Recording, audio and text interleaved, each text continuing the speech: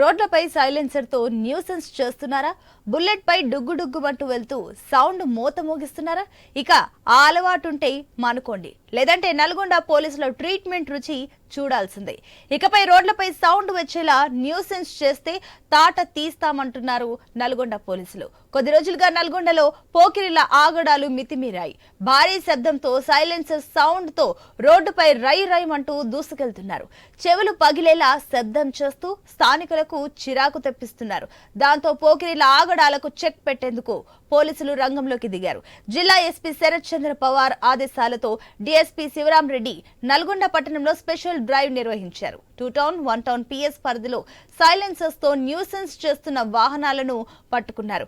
బండి సైలెన్సర్ తొలగించి వాటిని నడి రోడ్డుపై రోలర్ తో తొక్కించి ధ్వంసం చేశారు. వాహనదారులకు కౌన్సిలింగ్ ఇచ్చారు. మళ్ళీ రిపీట్ చేస్తే వాహనాలను సీజ్ చేస్తామని సీరియస్ వార్నింగ్ ఇచ్చారు డీఎస్పీ శివరాం రెడ్డి. పోలీసులు స్థానికులకు ఫుల్ పవర్స్ ఇచ్చారు. ఇక రోడ్లపై సైలెన్సర్ సౌండ్ తో ఇతరులకు ఇబ్బంది కలిగిస్తున్న పోకిరీల వాహనం ఫోటో తీసి తమకు వాట్సాప్ ద్వారా పంపినా చర్యలు తీసుకుంటామన్నారు. షేర్ చేసిన వారి వివరాలు గోప్యంగా ఉంచుతామని చెప్పారు.